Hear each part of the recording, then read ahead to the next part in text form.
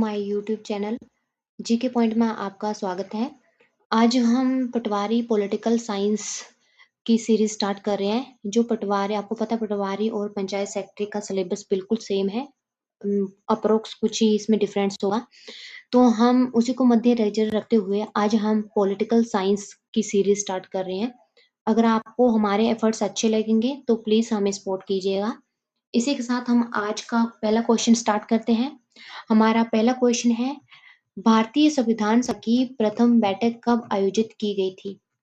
Option है 9 दिसंबर 1946, 11 दिसंबर 1946 या 26 जनवरी 1946 या 15 अगस्त 1947। इसका सही उत्तर है 9 दिसंबर 1946, यानी 9 दिसंबर 1946 को हमारी संविधान सभा की पहली बैठक आयोजित की जाती है। और आपको पता है कि पहली बैठक में जो है सबसे पहले अस्थाई अध्यक्ष किसे चुना गया था? सच्चिदानंद सिन्हा को अस्थाई अध्यक्ष चुना गया था। और हमने ये अस्थाई अध्यक्ष चुनने की प्रक्रिया जो हमने ली थी वो हमने फ्रांस से अडॉप्ट की थी। और इसी के बाद हमारा जो है 11 दिसंबर 1946 जो आपका है, यहाँ पे क्या होता है कि दूसरी बैठक होती है और इसमें जो है आपके स्थायी अध्यक्ष चुन लिए जाते हैं। कौन? डॉक्टर राजेंद्र प्रसाद जो है इसके अध्यक्ष चुने जाते हैं 11 दिसंबर 1946 को। और 26 जनवरी 1950 को हमारा संविधान पूर्ण रूप से लागू किया जाता है। और 15 अगस्त 1947 को जो है हमारा भारत जो है आजाद हो जाता है। हमारा नेक्स्ट क्वेश्चन है, संविधान सभा सलाहकार के रूप में किसे नियुक्त किया गया? यानी जो कॉन्स्टिट्यूशनल एडवाइजर थे, जिन्होंने सबसे पहले, और इनको कहा जाता है कि इन्होंने सबसे पहले जो है हमारे संविधान को ड्राफ्ट किया था, तो वो कौन थे? इसका पहला ऑप्शन है doctor B R Ambedkar, doctor Rajendra Prasad, B N Rau या सच्चिदानंद सिन्हा। इसका सही उत्तर है बी एन राव। यानी कि बी एन राव जो थे, उन्होंने जो हमारे संविधान के एडवाइजर माने जाते हैं और ऐसे पहले व्यक्ति थे उन्होंने जिन्होंने जो है हमारे संविधान का जो है पहला प्रारूप तैयार किया था। हमारा नेक्स्ट क्वेश्चन है, संविधान सभा द्वारा उद्देश्य प्रस्ताव कब प्रस्तुत किया गया था? 9 दिसंबर 1946, 13 दिसंबर 1946, 22 जनवरी 1946 या 29 अगस्त 1947। इसका सही उत्तर है 13 दिसंबर 1946। आपको पता है कि 13 दिसंबर 1946 को हमारे पंडित जवाहरलाल नेहरू ने जो है एक उद्देश्य प्रस्ताव किया था और यही उद्देश्य प्रस्ताव जाके हमारे संविधान की प्रस्तावना का एक आधार बनता है। और 22 जनवरी 1947 जो ऑप्शन है, इस दिन जो है हमारे उद्देश्य प्रस्ताव को स्वीकार किया गया था। और 29 अगस्त 1947 जो है हमारी प्रारूप समिति का गठन किया गया था। और 9 दिसंबर 1946 जो है, मैंने आपको पहले बताया था कि संविधान सभा की पहली बैठक हुई थी और उसमें अस्थायी अध्यक्ष कौन चुने गए थे? सच्चिदानंद सिन्हा को चुन लिया गया था। जैसे आप यहाँ देख सकते हो कि संविधान सभा द्वारा 22 जनवरी 1947 को स्वीकार कर लिया गया था और आगे जाकर ये प्रेम्बल यानी प्रस्तावना का जो है आधार बनता है। ठीक है, हमारा नेक्स्ट क्वेश्चन है, निम्नलिखित में से कौन संविधान के प्रारूप समिति के सदस्य नहीं थे? इनमें से कौन से हैं जो प्रारूप समिति के जो है सदस्य नहीं थे? ऑप्शन है एन गोपाल अयंगर, अल्लादी कृष्णा स्वामी अय्यर, डॉक्टर राजेंद्र प्रसाद और के एम मुंशी।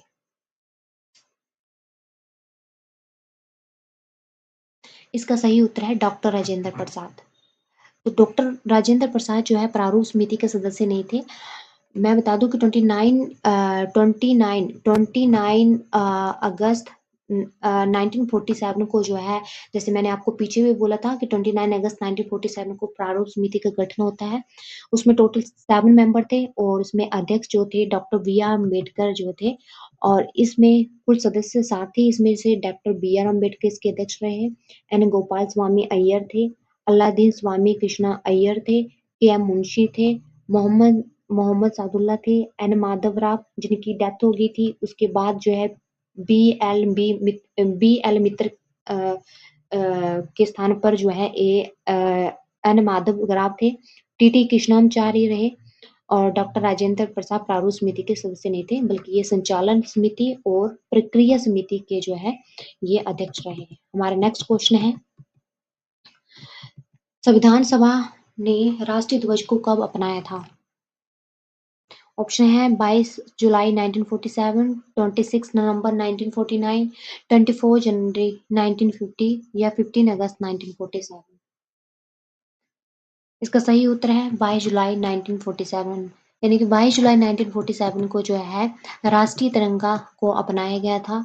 वही बात रही 26 नवंबर 1949 जो ऑप्शन में दिया हुआ है, तो इस दिन जो है हमारा संविधान बनकर तैयार हो गया था। लेकिन इसलिए 26 नवंबर को जो हम वीर दिवस यानी संविधान दिवस के रूप में मनाते हैं और इसमें जो कुछ अनुच्छेद लागू किए गए थे, यानी कि टोटल 16 अनुच्छेद जो है थे, तो इसमें जो है लागू किए गए थे। और 24 जनवरी 1950 जो ऑप्शन है, इसमें संविधान सभा की अंतिम बैठक हुई थी और इसी दिन जो है डॉक्टर राजेंद्र प्रसाद को भारत के राष्ट्रपति चुन लिया गया था। हमारा नेक्स्ट क्वेश्चन है, संविधान निर्माण में कुल कितना समय लगा? ये तो बहुत ही सिंपल क्वेश्चन है। इसके ऑप्शन है 2 वर्ष 11 महीने 18 दिन, 3 वर्ष 2 महीने 15 दिन, 2 वर्ष 7 महीने 8 दिन या 3 वर्ष 4 महीने 10 दिन। इसका सही उत्तर है 2 वर्ष 11 महीने 18 दिन, यानी कि 2 वर्ष 11 महीने 18 दिन जो है हमारे संविधान को बनाने में लगे थे। हमारा नेक्स्ट क्वेश्चन है, संविधान सभा के अस्थायी अध्यक्ष कौन थे? ये पीछे क्वेश्चन आपको मैंने समझाया था, तो आपको उत्तर देना आसान हो जाएगा ये। संविधान सभा के अस्थायी अध्यक्ष कौन थे? ऑप्शन है डॉक्टर राजेंद्र प्रसाद थे, सच्चिदानंद सिन्हा थे, एच.सी. मुखर्जी थे या बी.एन. राव थे। इसका सही उत्तर अस्थायी अध्यक्ष डॉक्टर सच्चिदानंद सिन्हा इसका जो है सही उत्तर बन जाएगा। यानी कि जैसे कि फर्स्ट बैठक जो संविधान सभा की होती है 9 दिसंबर 1946 को, तो उसी दौरान जो है अस्थायी अध्यक्ष इनको चुन लिया गया था। डॉक्टर राजेंद्र प्रसाद को 11 दिसंबर 1946 को स्थायी अध्यक्ष चुन लिया गया था। हमारा नेक्स्ट क्वेश्चन है और ये आप आगे एक्स्ट्रा इन्फॉर्मेशन दे सकते हैं जिसमें बताया गया है, फ्रांस की परंपरा का पालन करते हुए संविधान सभा के बुजुर्ग सदस्य थे सच्चिदानंद सिन्हा, तो उनको जो है 9 दिसंबर 1946 को संविधान का अस्थायी अध्यक्ष जो है बना दिया गया था और 11 दिसंबर 1946 को डॉक्टर राजेंद्र प्रसाद को इसका स्थायी अध्यक्ष जो है चुन लिया गया था। हमारा नेक्स्ट क्वेश्चन है, स्वतंत्र भारत के पहले कानून मंत्री कौन थे? ऑप्शन है Jawaharlal Nehru, Vallabhbhai Patel, doctor B R Ambedkar या मौलाना आजाद।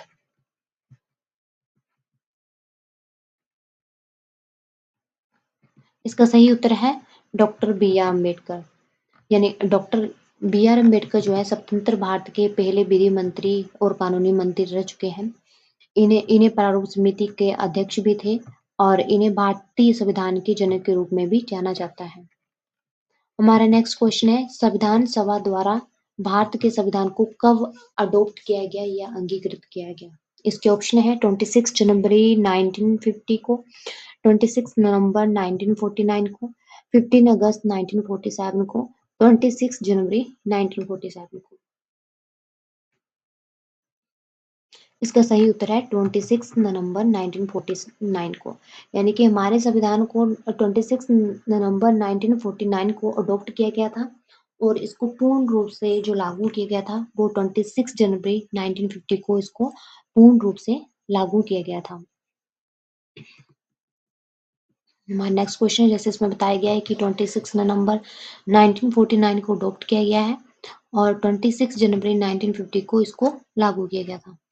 हमारा नेक्स्ट क्वेश्चन है, निम्नलिखित में से किस रियासत के प्रतिनिधियों ने संविधान सभा में भाग नहीं लिया था? ऐसे कौन से थे लोग प्रतिनिधि थे जिन्होंने संविधान सभा में भाग नहीं लिया था? ऑप्शन है जूनागढ़, कश्मीर, हैदराबाद या मैसूर।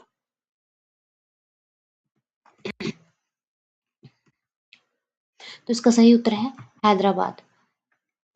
हैदराबाद एकमात्र ऐसी रियासत थी जिसके प्रतिनिधि ने संविधान में हिस्सा नहीं लिया था। जूनागढ़ जो थी भारत में जनमत संग्रह द्वारा मिलाया गया था। कश्मीर में आपको पता है उसमें कश्मीर के राजा हरि सिंह थे, तो सिग्नेचर द्वारा बाद में उनको मिलाया गया था। और हैदराबाद जो है भारत में जो है ऑपरेशन पोलो के तहत मर्ज किया गया था। हमारा नेक्स्ट क्वेश्चन है, भारतीय संविधान की प्रस्तावना में समाजवादी, धर्मनिरपेक्ष और अखंडता शब्द किस संविधान संशोधन द्वारा जोड़े गए थे? इसके ऑप्शन है 42 संविधान संशोधन, 44 संविधान संशोधन, 52 संविधान संशोधन या 61 संविधान संशोधन? इसका सही उत्तर है 42 संविधान संशोधन। इस संविधान संशोधन को मिनी कॉन्स्टिट्यूशन के नाम से भी जाना जाता है। तो 42 संविधान संशोधन द्वारा समाजवादी, धर्मनिरपेक्ष और अखंडता को प्रस्तावना में जोड़ा गया था। प्रस्तावना में ये एकमात्र अभी तक का संशोधन है। और ये 44 संविधान संशोधन भी इसमें बताया गया है। 44 संविधान संशोधन 1978 में हुआ था। उस तरह संपत्ति का अधिकार जो हमारा मौलिक अधिकार था उसको खत्म किया गया था और फिर संपत्ति का अधिकार जो है उसे भाग 12 अनुच्छेद 300 को के तहत रखा गया है। 52 संविधान संशोधन जो कि 1985 का है, इसे एंटी डिफेक्शन लॉ भी कहा जाता है, यानी दल बदल कानून इसको कहा जाता है। 61 संविधान संशोधन 1988 जो कि 1989 में लागू हुआ था। इसके तहत क्या हुआ था कि जो वोटर की एज है वो 21 से घटाकर 18 की थी।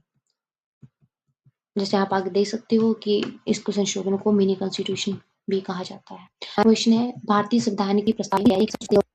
इसके ऑप्शन है रूसी क्रांति, अमेरिकी स्वतंत्रता संग्राम, फ्रांसीसी क्रांति या आयरिश संविधान।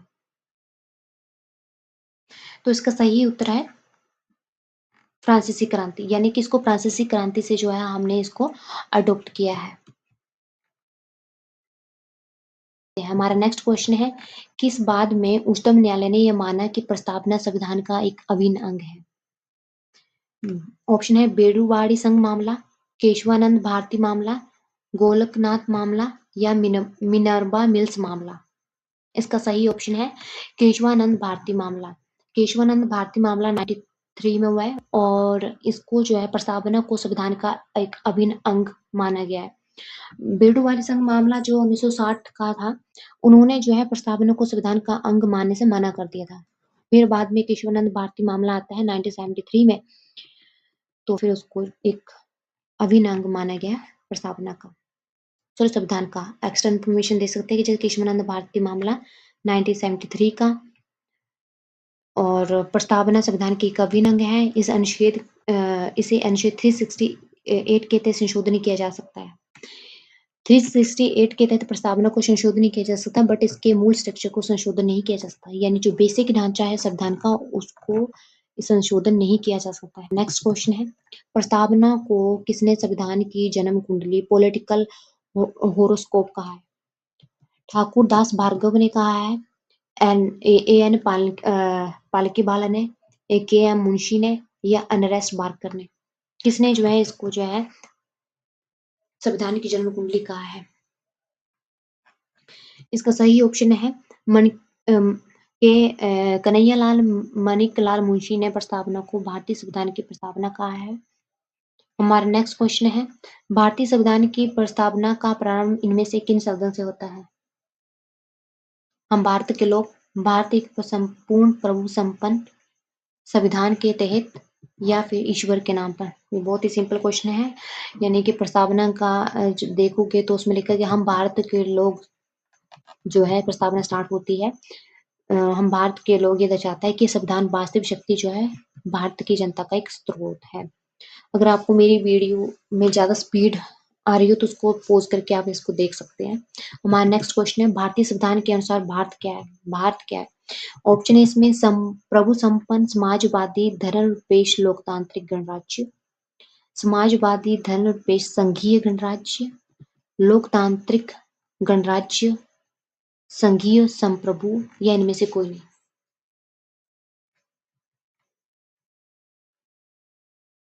तो इसमें सही उत्तर है ए।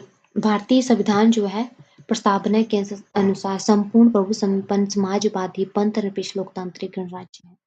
बिकॉज भारतीय एक संघीय नहीं है, संघीय गणराज्य इसमें लिखा तो ये ऑप्शन वैसे गलत हो जाएगा। हमारा नेक्स्ट क्वेश्चन है 17वां प्रस्तावना में कितने प्रकार के न्याय का उल्लेख है?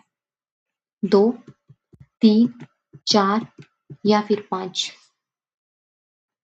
इसका सही उत्तर है 3, यानी कि सामाजिक, आर्थिक और राजनीतिक न्याय। प्रस्तावना में 3 न्याय का उल्लेख है और ये हमने इनको रूस की क्रांति से अडॉप्ट किया है। जैसे इसमें आप एक्स्ट्रा इन्फॉर्मेशन देख सकते हैं 5 प्रकार की स्वतंत्रता और 2 प्रकार की समता यानी कि 2 प्रकार की समानता का बात करता है और 3 प्रकार के न्याय की बात करता है। हमारा नेक्स्ट क्वेश्चन है प्रस्तावना में उल्लेखित बंधुत्व क्या सुनिश्चित करता है? बंधुत्व जो है क्या सुनिश्चित करता है? ऑप्शन है देश की एकता और अखंडता को, व्यक्ति की गरिमा को, दोनों ए और बी, केवल आर्थिक स्वतंत्रता। इसका सही उत्तर है देश की एकता और अखंडता।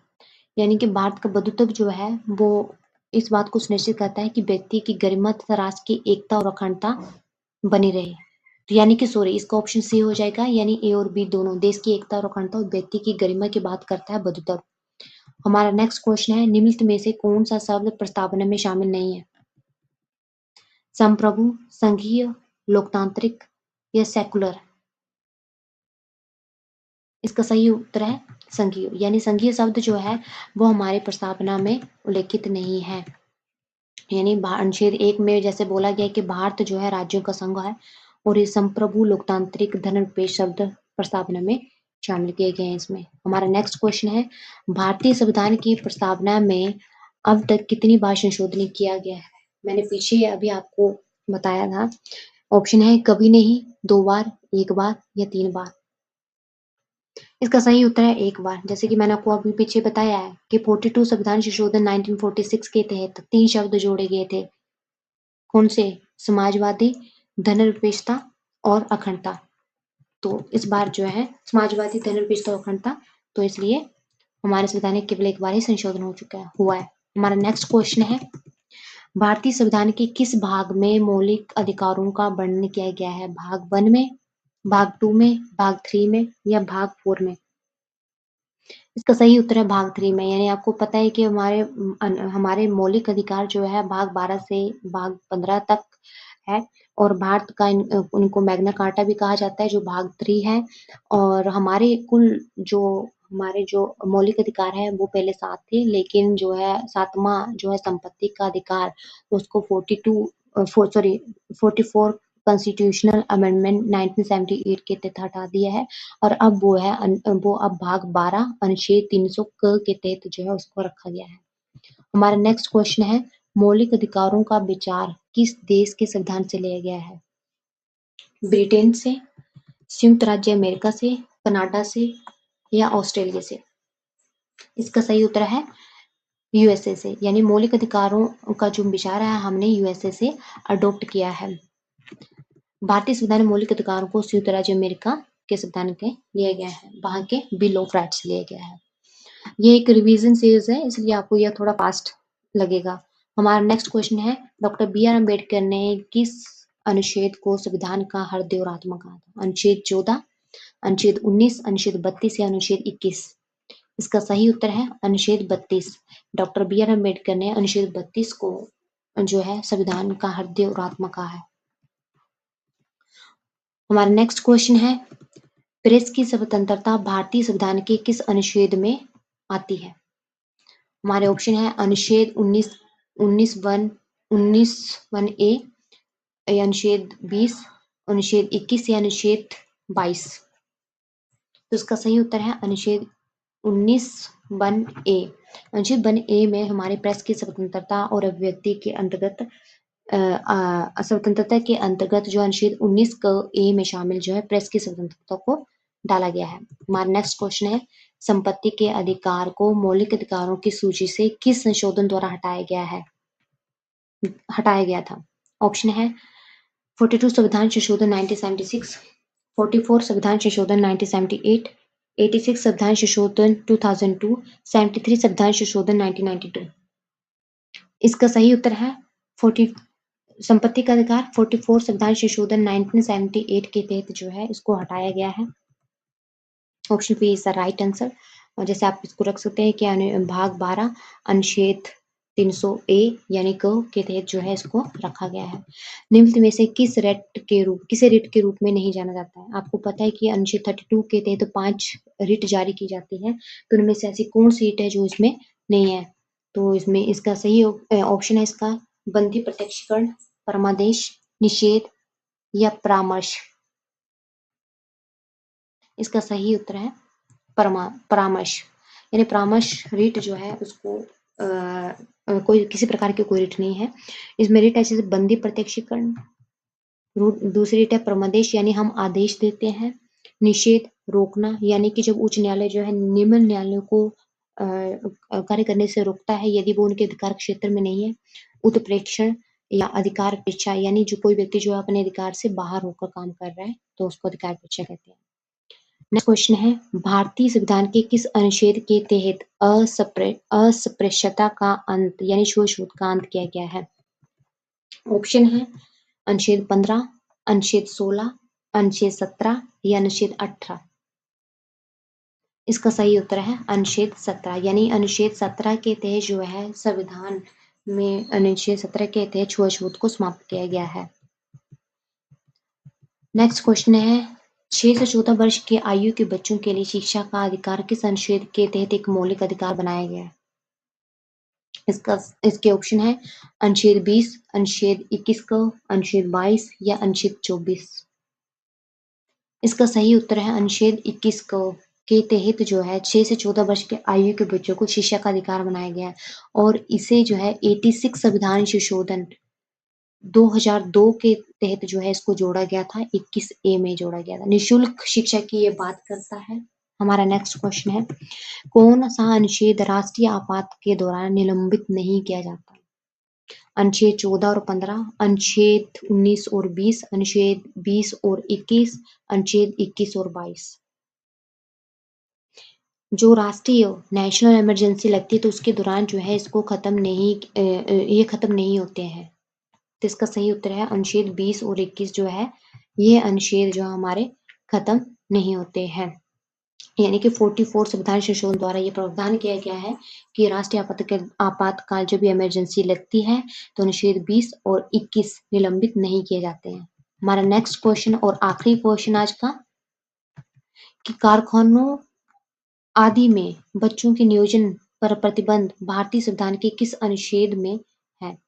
अनुच्छेद 23, अनुच्छेद 24, अनुच्छेद 21 या अनुच्छेद 45। इसका सही उत्तर है अनुच्छेद 24 यानी अनुच्छेद 24 के तहत जो है बच्चों को कारखानों में काम करने के लिए यानी 14 वर्ष से कम आयु के बच्चे हैं तो उनको काम करने के लिए जो है ये रोकता है। तो इसी के साथ हमारी वीडियो आज की खत्म होती है।